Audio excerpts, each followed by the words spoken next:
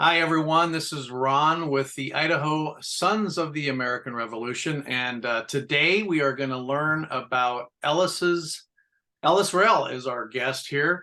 And the focus of these type of interviews is to really learn more about the ancestors. And for those of you that are not a member of the Sons of the American Revolution, or even the Daughters of the American Revolution, you have to provide proof and lineage that you have, that you can show that your descendant was involved with or fought in the American Revolution.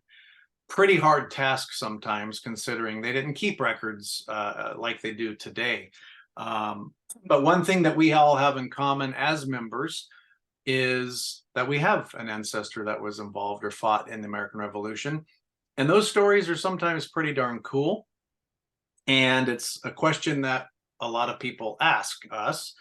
And this is just an opportunity for you to learn about some of our members and their ancestors. So welcome, Ellis Rail. Ellis has been, how long have you been involved with the Sons of the American Revolution? I joined the Idaho State Society of the Sons of the American Revolution back in September of 2017. That's when my application was approved, and I've been engaged with it ever since. Yeah, you've been president of the Idaho Society, and you're currently the president of the Teton Chapter. Is there any position that you have not held? I have not held the position of secretary. Oh, I take that back. Yes, I have served as secretary in the Teton chapter. It's secretary treasurer over there. Ben Chaplin, vice president. I'm also currently serving as vice president general of the Intermountain District, which covers the states of Idaho, Montana, Utah, and Wyoming. And I have responsibilities. So Ellis is just a little bit involved. He's just been head first for the last 6 years. So yeah, for members, you know, the Idaho members, you already know how involved and how grateful we are to have Ellis have those positions and steer the many chapters and positions that he's held. But the focus of this call or this video is we want to know about your ancestor. Do you have just one ancestor, or have you found multiple? I currently am registered with just one patriot ancestor. I have others I'm looking for, but as you mentioned, the National Society of the Sons of the American Revolution has very strict genealogical requirements. And back when, just after the Revolutionary War, there were people living in places where they were more concerned about getting away from the original inhabitants of the country than they were of keeping records. And there's also been, in my family, natural catastrophes, forest fires up in New England that have destroyed some records. So we're looking to find ways to document the other ancestors. Very cool. What is the name of your patriot ancestor that you have been able to verify thus far, and where did they live specifically? My patriot ancestor is Gideon Tower, and he was born in Cumberland on April 30th, 1753. It was then plantations in Rhode Island. So he was actually from Rhode Island. That was where he was from initially. Around 1775, he married. He still in Cumberland, and they would have had 11 children over the years. But he began his Revolutionary War service when he enlisted May 15th, 1775 in Windham County, Connecticut, where he served as a private under Captain Waterman Clift's 6th Company. After he joined the company, he marched from Windham County, Connecticut to London, Connecticut. That's about a 40-mile hike. And he remained on duty at New London until June 17th, when they heard the news of the Battle of Bunker Hill and were ordered by the Governor's Council to the Boston camps. There, the regiment took post at Roxbury, Massachusetts, which was about 100 miles from where he started, and joined General Spencer's brigade and remained until the expiration of his term of service, December 10th, 1775, and he was released. In May of 1776, he then enlisted in Coventry, Rhode Island, and served for 6 months as a private in Captain Wilcox's company of Colonel Dyer's Rhode Island Regiment. After joining his company, Gideon marched from Coventry to Bristol, Rhode Island, which is about 35 miles away. And the records say he lay there. In other words, they stayed there by the headquarters for some time. There were 3 other regiments of militia in the same place. He returned to the same regiment in 1778 for 1 month as a private. He was a substitute for Mr. Barber, a Quaker in a company, again commanded by Captain Wilcox of the Rhode Island Militia under Colonel Dyer, and served until a few days after the battle at Newport, Rhode Island. So you heard here that he was a substitute. We know that the Quakers are pacifist and don't serve, but the colony has to send somebody in their place. And so that's how my ancestor was again engaged. In June 1779, he enlisted in Pownall, Bennington, Vermont, and served 6 months as a private in Captain Eli Noble's company of Colonel Herrick's Vermont Regiment. After joining the company, they marched to Castleton, Vermont, a part of the frontier, and he was stationed there the whole 6 months. The whole regiment stayed by that fort. Ethan Allen had commanded at Pittsford Fort, about 18 miles from Castleton, and was repeatedly at the Castleton Fort. You notice there's a lot of broken service in here, which is not unusual. People had to go back to the farm, take care of the farm, then come back and sign up again. He then enlisted in May 1780 and served 6 months as an orderly sergeant in Captain Hutchins's company of Colonel Herrick's Vermont Regiment again. After joining the company, he was marched to Fort Castleton. We've heard that name before. About 70 miles, because that's where their headquarters was. Gideon was selected as a member of a party kept for scouting. Consequently, he didn't stay a long time at headquarters. He was discharged at Castleton. What does an orderly sergeant do? An orderly sergeant maintained the company's official record of all military orders. It was first and foremost the means to maintain military discipline. The orderly book also served to remind soldiers of previously issued orders, his rules and regulations book. Another essential purpose was to record the routines of daily garrison duty. Orderly books also served to document and disseminate resolutions of Congress or headquarters.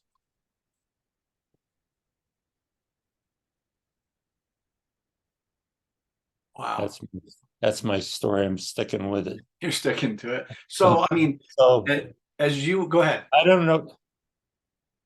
I don't have any information. It says he belonged to these regiments, but it doesn't say that he was necessarily a combatant. He was more administrative support, but he was in these different regiments at various times. I might say for people who are listening that membership in the National Society of the Sons of the American Revolution, it isn't just combat service. If you were loyal to the United or the colonial people who were in favor of obtaining independence, you could sign an oath of allegiance. Mhm. That oath of allegiance puts your life on the line, even if you weren't in a combatant status. If you have an ancestor who lived during that period and you have a record that they provided supplies, farmers, storekeepers, or other services to the Army, you would be eligible for membership. So it's not just the well-known famous people that we all hear and see in TV and movies and things like that. I mean, it's you have a lot of detail of he went here and marched. Of course, right back then you either rode a horse or you walked. If you're in the colonial army, you're likely, unless you're a general or higher, you're probably going to be walking. No jeeps. Yeah, right.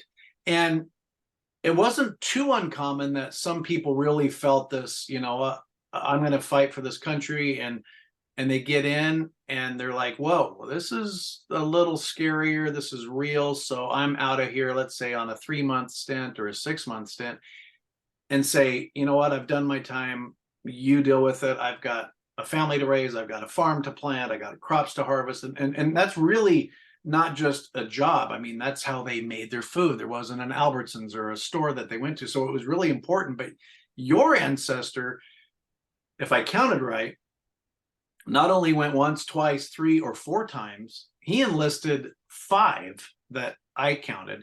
And so your ancestor, your patriot, was steadfast, it seems, and very consistent. I mean, joining and then going into these various regiments. I mean, you have a lot of detail. Was it real difficult to find out all of these regiments and enlisting, and when he left that company and then he came back? Was that difficult for you? How long did it take to compile? Well, I cheated a little bit on that.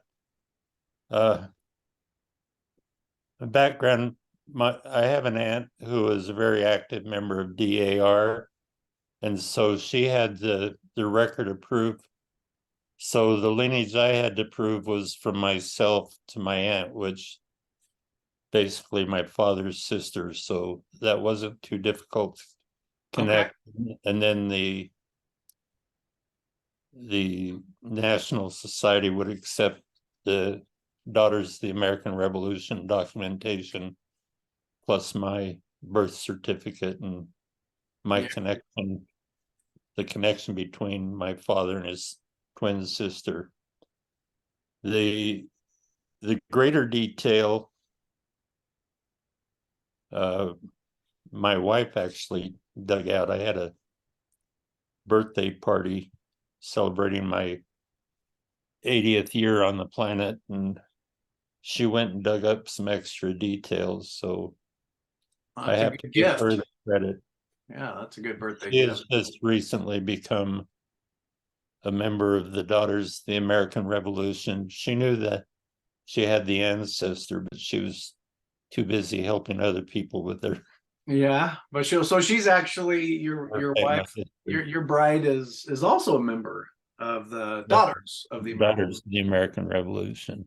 Wow, that's really, is that, I would think that's fairly unique, because I mean, if you think about it, there's not a lot of, I think people have this vision that this big old bad England came over and everybody within the colonies said, no, we're not going to put up with this. And they all banded together and they fought, which was not the case.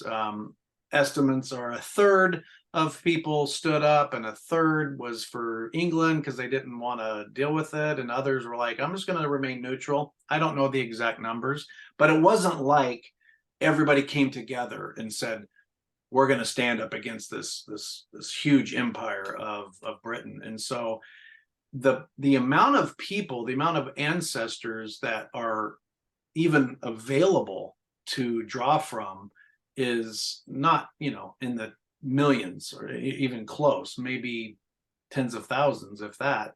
And so for you to be a member and your wife to be a member, I mean, I think that's pretty rare. I don't know how many married couples out there. I know my wife definitely does not have any of that lineage. Do you know of any others that the husband wife are both members? Is that very common that you?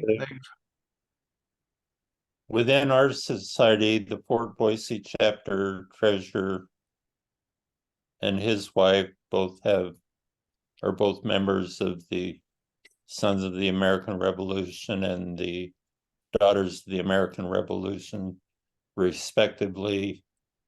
We have another couple who's been a past officer before my time, who's a member of the Sons of the American Revolution. His wife is also very engaged with the Daughters of the American Revolution. In fact, she's provided help to some of our members in tracing their lineage, or has given us some referrals. Finding the proof. Those are the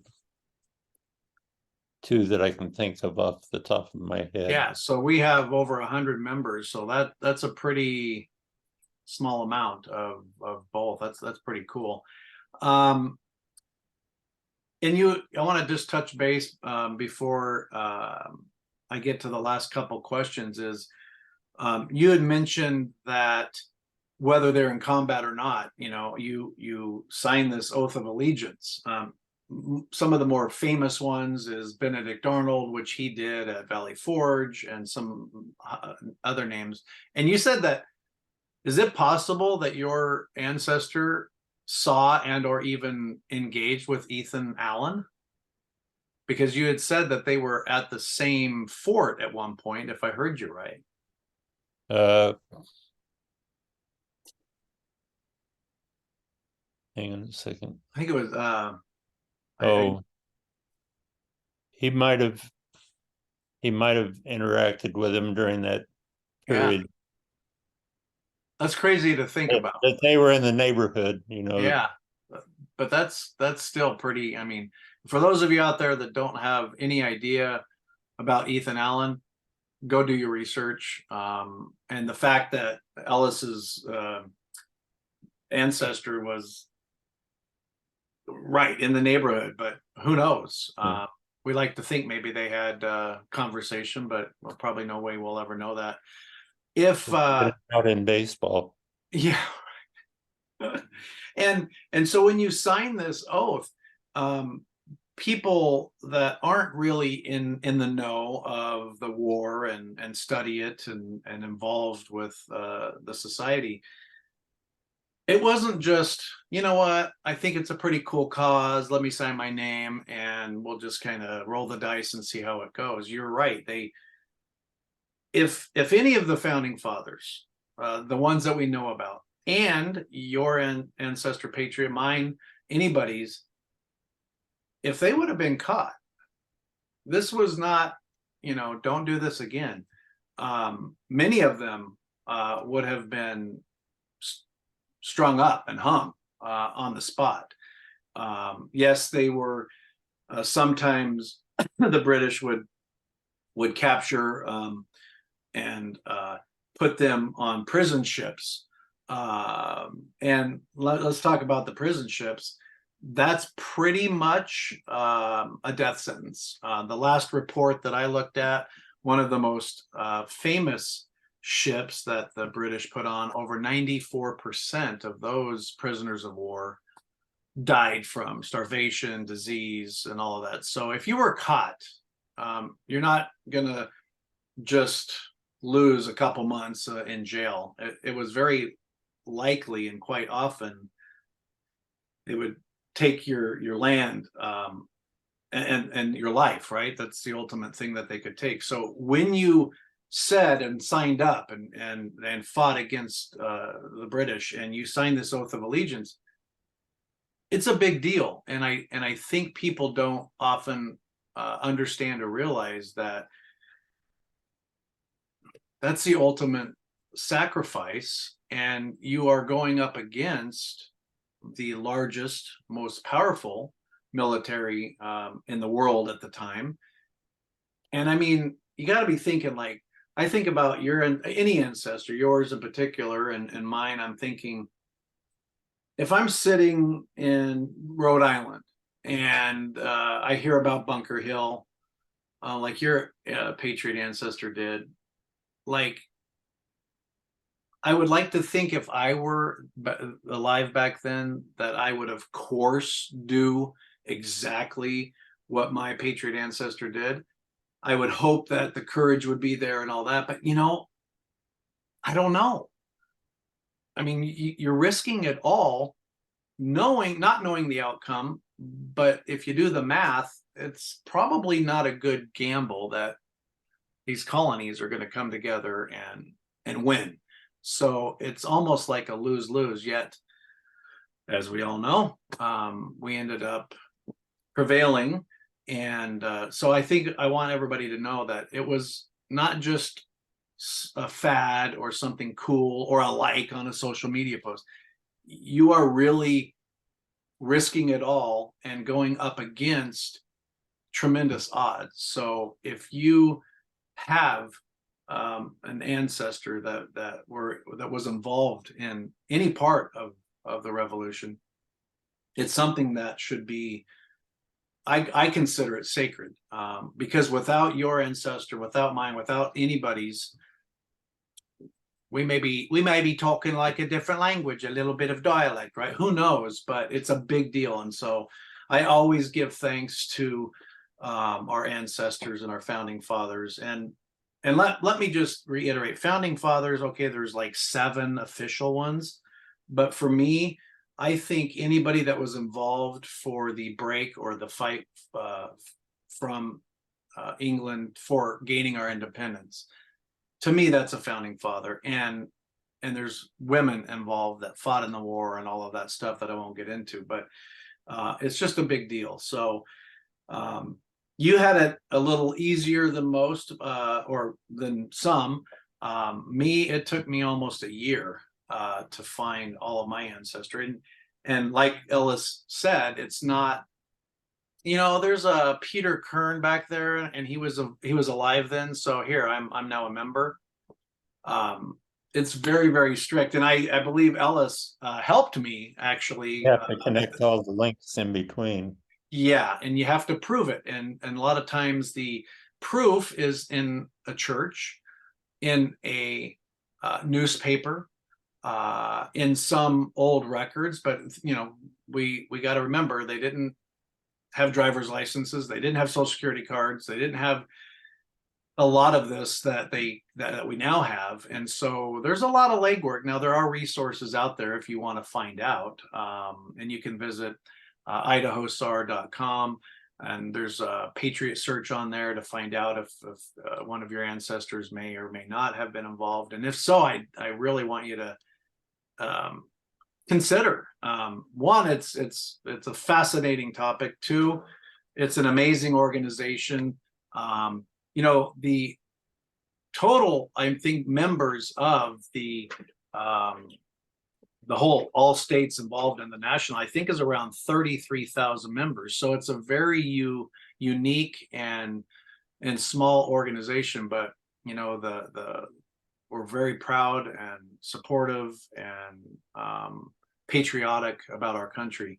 All right, so Ellis, if you had the opportunity to sit down with him, are there any questions that you would ask him specifically, or what would you like to know from him that you don't right now? I'd be interested in the thought process involved. You say they just heard about something going on at Bunker Hill. I'd probably be more interested in what his family was doing in the Americas in the first place. I don't have information on him that tells me this, but a lot of the early settlers were not come on the Mayflower religious activists, if you will. Although there were a goodly number of people of faith, a lot of them were sent to the colonies as indentured servants to pay off debts to the king, and they staffed the colonies. So I'd just be interested in finding out more background as to what brought him here and what influenced his decision to side with the colonies as opposed to remaining loyal to the mother country. Yeah, that's very cool. You've been involved, as we mentioned earlier, with the Sons of the American Revolution.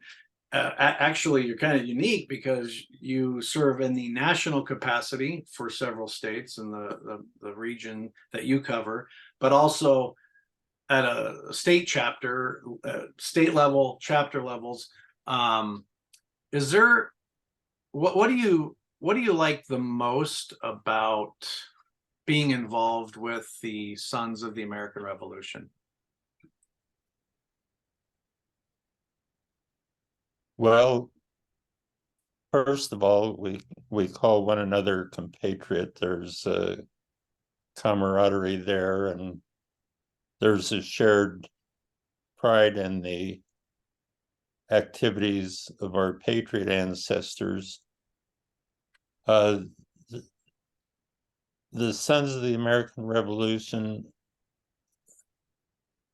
were a not-for-profit, so we can't get into politics, but nevertheless, we are committed to defending the Constitution, to preserving the history of our patriot ancestors.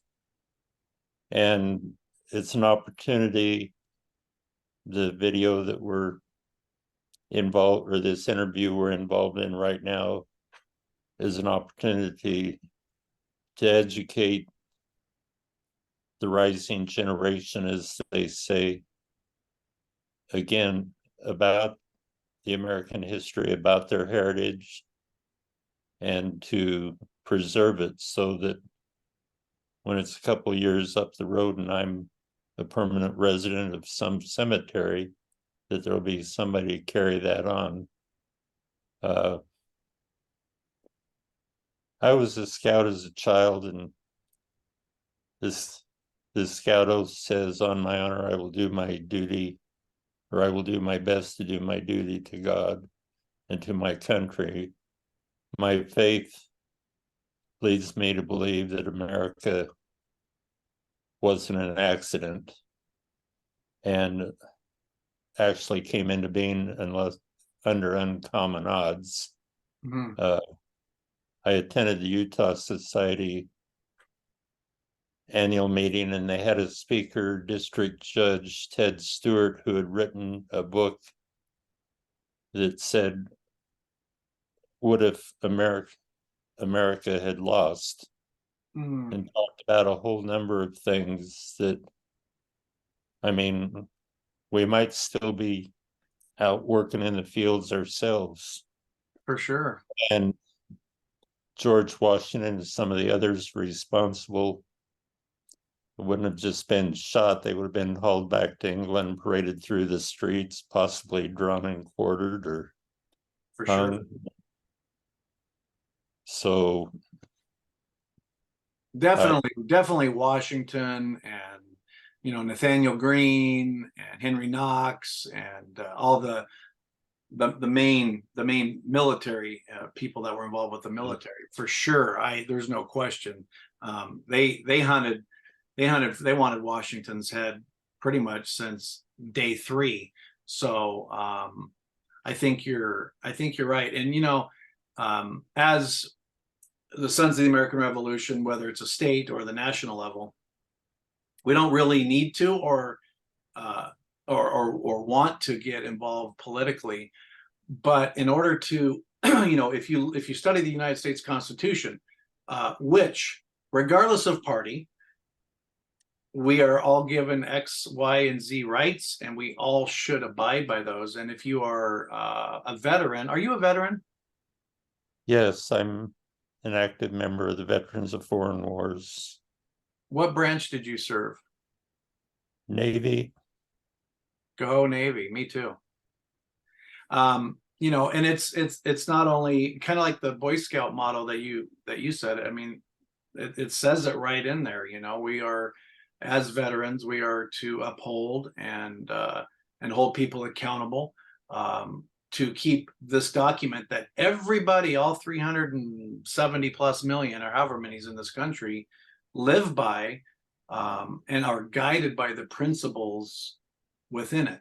And for me, I don't look at the Constitution as political, although people bring it in as such, but really it's not a political one side or the other. It is a guiding document to ensure that people in this country are treated fairly. And I think a lot of, and a plethora of other things, I think a lot of younger kids and adults even, when they think back or they hear about the United States, or, you know, recently we had Flag Day, it's just so commonplace, and this is the way the country has always been. And they have a tendency, and probably I'm guilty of it at some point too, of we take our freedoms for granted.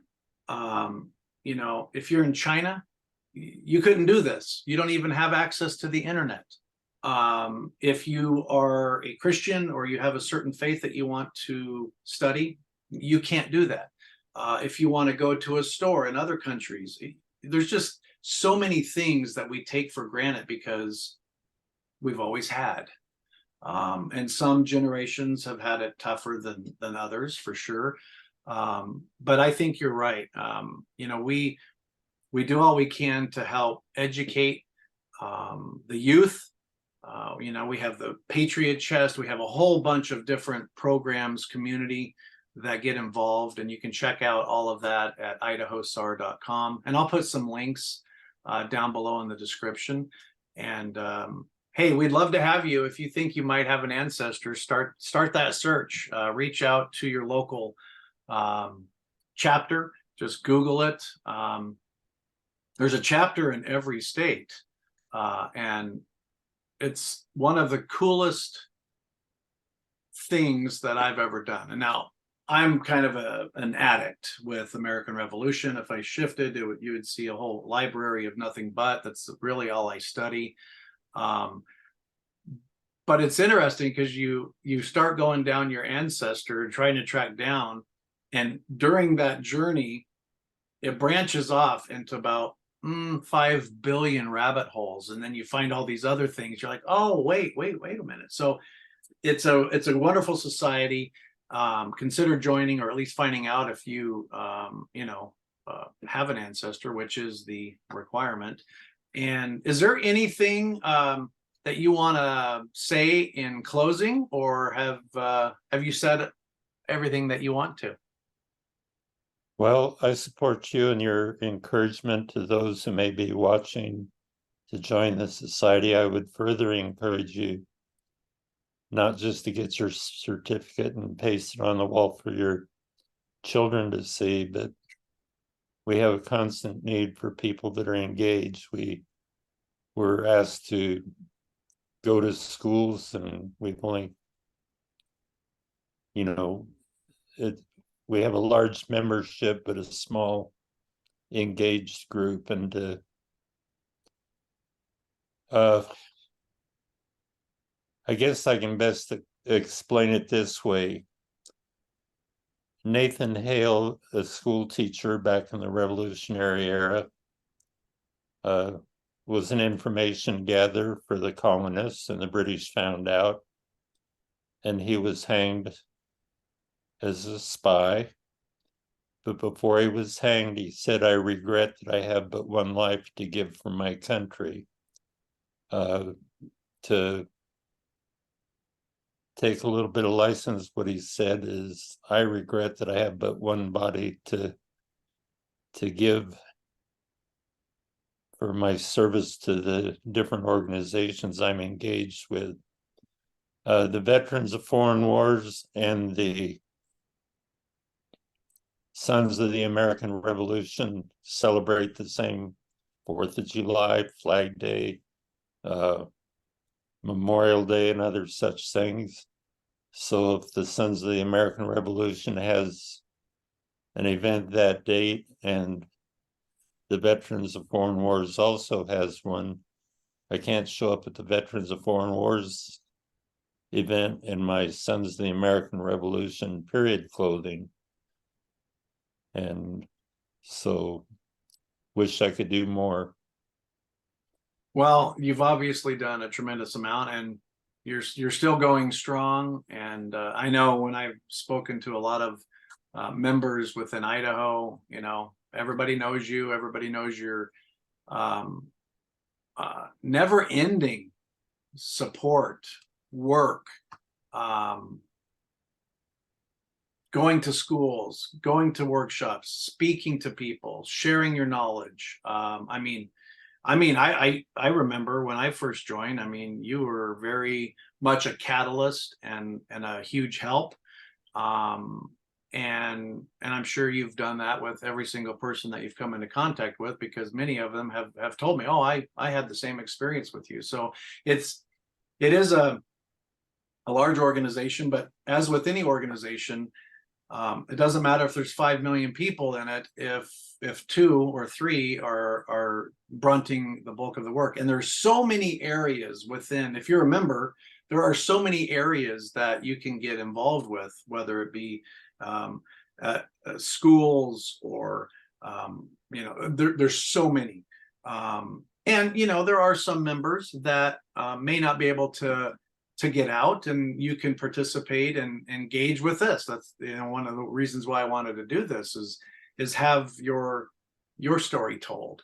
And so I want to thank you, Ellis, for your time, for your service to the country, service to the National Sons of the American Revolution, and to all the state level and chapters that you've been involved with, and sharing a little bit about who allowed you to become a member of this kind of elite organization. Well, thanks so much.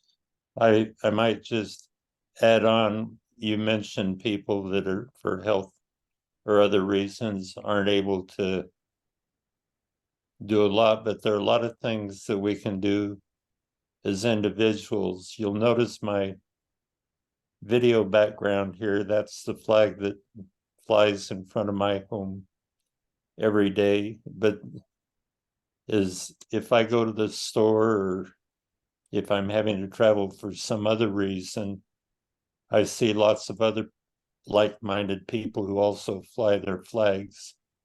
The National Society of the Sons of the American Revolution has a recognition program where somebody displays their flag properly and proudly. They can be presented with a certificate thanking them for that. And so who do you know in your neighborhood, and send the name to the flag committee chairman, which at the moment happens to be me. But and we'll make sure that happens. And we had a member in Twin Falls isn't able to make it to the Fort Boise chapter meetings regularly, but he arranged for certificates to be presented to 4 of his neighbors in Twin Falls. So Awesome. he supported the chapter from there. And Sure.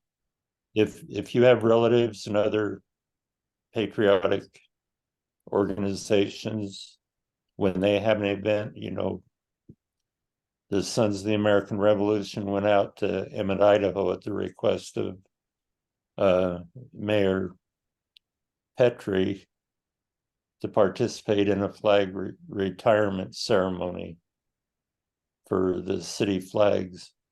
It's just being American in your own little way, and it doesn't take 40 people. Sometimes just one can make a difference and touch the lives of others. Well said. And nothing to add after that. And thank you so much, Ellis. Thank you.